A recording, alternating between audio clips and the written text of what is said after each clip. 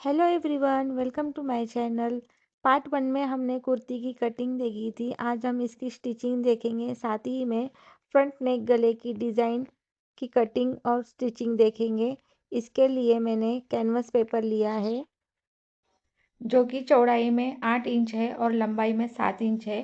तो अब हम इसकी ब्रॉडनेस लेंगे 3 इंच और मुझे पट्टी चाहिए थी 1 इंच। इसके लिए मैंने इसकी चौड़ाई 4 इंच रखी थी। लंबाई हम लेंगे 6 इंच, नीचे 1 इंच पट्टी के लिए। अब इसका हम बॉक्स बनाएंगे। बॉक्स बनाने के बाद ऊपर से नीचे की ओर 4 इंच पे निशान लगाएंगे। इसके बाद जो हमारा नेक का सेंटर है वहाँ से निशान तक तिरछी लाइन ड्रॉ करेंगे। अब डिज़ाइन के लिए हम गोलाई में यहाँ से शेप देंगे और 1-1 इंच का, जितनी हमें चौड़ाई में पट्टी चाहिए उतना मार्जिन देंगे।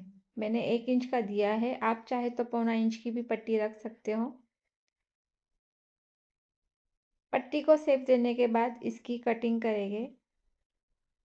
गोलाई वाले शेप में बराबर गोलाई से ही कटिंग करना है। बाहर से कटिंग होने के बाद अब नेक की अंदर की तरफ से कटिंग करना है। जो हमने गोलाई का डिज़ाइन का शेप दिया था उस पे बराबर धीरे धीरे कटिंग करें और कोनों पर आने के बाद बहुत सावधानी बरतें, क्योंकि अगर कोना कट जाता है तो नेक खराब हो जाता है। तो कोने पे कैंची चलाते वक्त सावधानी बरतें। ये देखिए, अभी हमारा नेक बनकर तैयार है। कैनवस नेक पट्टी कटिंग करने के बाद इसको कपड़े पर रखकर काटना है।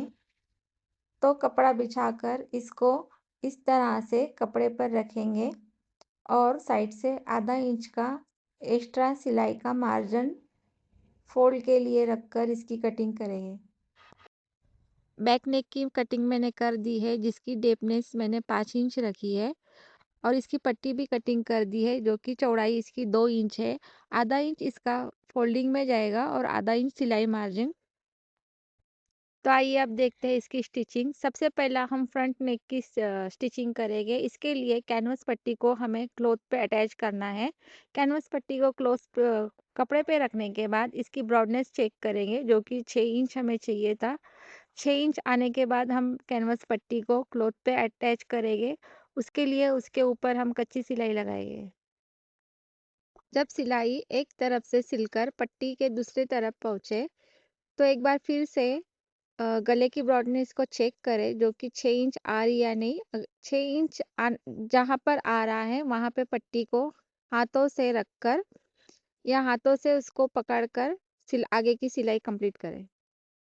इसके बाद क्लॉथ को आधा इंच तक फिनिशिंग के लिए छाटकर साइड से पट्टी को फोल्ड करके उस पर सिलाई लगाए। सिलाई लगाने के बाद अगर नेक के ऊपर एक्स्ट्रा कपड़ा कुछ बचा हो तो फिनिशिंग के लिए उसे भी छाट दें। अब फ्रंट वाले हिस्से पे नेक को रखकर बीचों बीच बराबर से अटैच करना है। सिलाई लगने के बाद 1/4 इंच तक के कपड़ा रखकर बीच में का कपड़ा कटिंग करें और पट्टी को फोल्ड करें। पट्टी को फोल्ड करने के बाद उसे नाखून से प्रेस करें ताकि पट्टी अच्छे से बैठ सके। इसके बाद इस पे किनारी सिलाई लगाएं।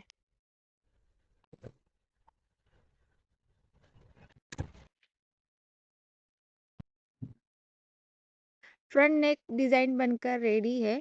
अब बैक नेक की पट्टी अटैच करना है। बैक नेक की पट्टी अटैच करने के लिए उसको भी आधा इंच फोल्ड कर कर उस पे सिलाई लगाना है। नेक पट्टी अटैच करने से पहला पिछले हिस्से में हमने जो टक्स लगाए थे हम पहला उस पर सिलाई लगाएंगे। उसके लिए टक्स के जो बीचों बीच वाली लाइन है वो उसको पकड़कर बराबर दोनों कोनों को पकड़कर बीचों बीच फोल्ड कर कर निशान पर धीरे धीरे सिलाई लगाना है। निशान के ऊपर पहला लॉक करें ताकि टक्स हमारे बाद में खुले ना। जहां हमने आधा इंच का गैप रखा था वहां आके मशीन को रोककर सुई मशीन में कपड़े में डिप करके प्रेशर फुट उठाकर कपड़े को फिर घुमाएं। फिर नीचे की ओर सिलाई लगाकर डॉट को पूरा करें। इसी तरह दूसरे डॉट को भी सिलाई लगाकर डॉट को पूरा करना है। दोनों तरफ से डॉट को सिलाई लगने के बाद ये देखिए, ये कुछ इस तरह से दिखेगा। अब इस पे नेक पट्टी को रखकर आधा इंच जितना मार्जिन रखकर सिलाई का राउंड में इसको सिलाई लगाकर नेक पट्टी अटैच करेंगे। नेक पट्टी अटैच करने के बाद इसको बीच में से चपके लगाना है ताकि नेक पट्टी आसानी से फोल्ड हो सके। खांच लगाने के बाद अब इसको हम शोल्डर को फ्रंट वाले शोल्डर को बैक वाले शोल्डर से अटैच करेंगे। इसके लिए जो पीछे हमारी जो नेक पट्टी है उसे ओपन करके जो हमारा फ्रंट का हिस्सा है शोल्डर का उसको एकदम किनारी तलक रखकर और फिर वो जो पट्टी है उसे फोल्ड करके दोनों शोल्डर में सिलाई लगाना है। दोनों शोल्डर अटैच करने के बाद अब हमें सीधी तरफ से कुर्ती को ओपन करना है और फिर ये जो हमारी बैक नेक की पट्टी है इसको हमने पलटी कर कर सिलाई नहीं मारा था, उसको अब पलटी करके उसे नाखून से थोड़ा सा प्रेस कर कर उस पे भी हमें दाब सिलाई लगानी है। दाब सिलाई या फिर किनारी सिलाई ऊपर से भी लगा सकते हो। अगर किसी को ऊपर से किनारी सिलाई पसंद नहीं है तो वो पट्टी के किनारी से यानी नेक और पट्टी के किनारी से बीचों बीच सिलाई लगा सकते हैं। तो अब बैक नेक की पट्टी लगाकर हो गई है। अब आस्तीन जो हमारी जॉइन करना था 1 इंच का, उस जॉइन को जॉइन करने के बाद हम फ्रंट के आस्तीन का गोलाई का शेप देंगे। दोनों आस्तीनों को दोनों तरफ से जॉइन देने के बाद उसको डीप शेप देने के बाद फ्रंट का हिस्सा फ्रंट के तरफ से और बैक का हिस्सा बैक के तरफ से इस तरह से हमको आस्तीन को अटैच करना है। दोनों तरफ की आस्तीन अटैच करने के बाद अब फिटिंग का नाप लगाना है। इसके लिए जो आस्तीन गोलाई है, जो हमारी तैयार आस्तीन गोलाई 9 इंच थी जिसका आधा 4.5 इंच है, 4.5 इंच पर निशान लगाकर जो फिटिंग का निशान है चेस्ट की तरफ उस वाले निशान से 4.5 वाले निशान को मिलाकर सीधी लाइन ड्रॉ करनी है। इसी तरह दूसरे आस्तीन पे भी फिटिंग का निशान लगाकर उस पे फिटिंग की सिलाई लगानी है। फिटिंग की सिलाई लगाना शुरू करें और फिर जब बगल तक के पहुँचे यानी बगल के शेप तक पहुँचे तो कपड़े को दो नीचे से और ऊपर से दोनों तरफ से सीधा कर कर फिर आगे की सिलाई सीट तक लगाएं। फिर रिटर्न सिलाई लगाएं। सुई को कपड़े में ही डीप रहने दें। प्रेशर बार को उठाकर रिटर्न सिलाई फिर से लगाएं। फिटिंग सिलाई दोनों तरफ से लगाने के बाद अब चाक को फोल्ड करना है। इसके लिए हमने चाक के लिए जो एक्स्ट्रा मार्जिन छोड़ा था सिलाई का उतना ही फोल्ड करना है। देखिए इतना हमने छोड़ा था चाक फोल्ड के लिए। अब इसको डबल फोल्ड करना है। पहला आधा इंच फोल्ड करेंगे फिर उसके बाद एक बार और फोल्ड कर कर उस पर सिलाई लगाना है।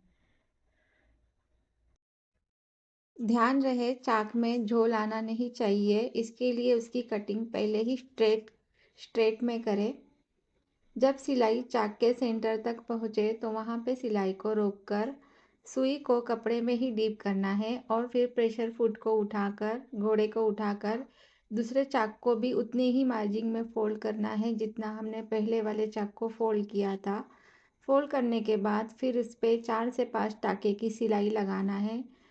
सिलाई लगाने के बाद फिर सुई को उसमें कपड़े में ही डिप कर कर फिर दूसरा चाक उतनी ही मार्जिन में फोल्ड करना है जितना पहले वाला किया था।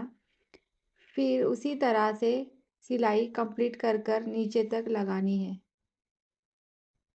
दोनों बाजू के चाक में सिलाई लगाने के बाद अब दामन को भी उतने ही मार्जिन में फोल्ड करना है जितना हमने चाक को फोल्ड किया था। उसी तरह से फोल्ड करके दामन में भी सिलाई कंप्लीट करनी है। दोनों चाक फोल्ड करने के बाद अब किनारी सिलाई लगाना है। ये देखिए इस तरह से हमको किनारी एकदम किनारे से सिलाई लगाते हुए एक ही बार से पूरी तरफ से लगाना है। यानी एक तरफ से अगर हम शुरुआत करें तो ख़त्म भी हमारा राउंड घूमकर उसी तरफ ही आएगा। यहाँ पर भी सुई को डिप करके कपड़े को फिर घुमाकर सिलाई को कंटिन्यू करना है।